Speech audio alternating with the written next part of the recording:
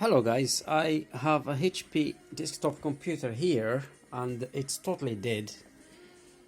So I find out that the problem was in the power supply here. So I took it out and I'm going to show you how to diagnose that the problem is in the power supply, not in the motherboard or other component of the computer. So I got the power supply plugged in and I got wire here, just is in the green color, the green one, and I put the clipper, and the ground is here as well, or the multimeter. So I got the ground in, and so the plus probe, so I'm going to see if there is any reading. So it doesn't exist, it's jumping, keeps, so that gives us that this power supply is faulty. Another thing as well, if we put the green one to the ground, the power supply should spin, so that means this power supply is faulty and needs to be repaired or replaced. Locally here I can access the parts easily and very cheap, so I got a new one for about just £12 and it seems to work. So I'm going to test this one here. I'm going to jump again the green wire to the ground and see if this new power supply works. So the new power supply is being plugged in, and again I have the clip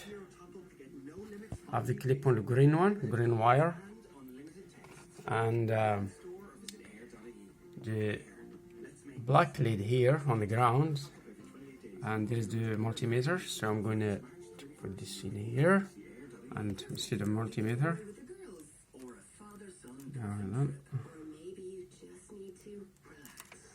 Probably needs, yeah. As you see now, it reads 4 volts, okay? And that's the green wire and the ground. So I'm going to remove this. Now I'm going to jump this, the green wire with the ground. And as you see, this power supply is spinning and it's working.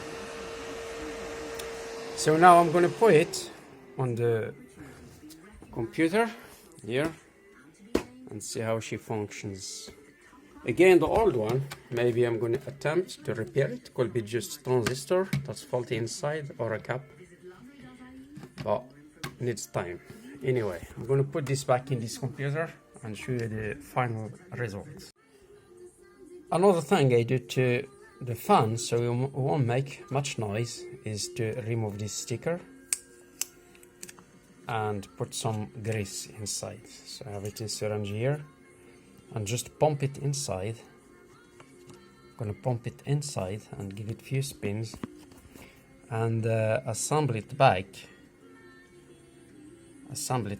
and then I can test my computer again.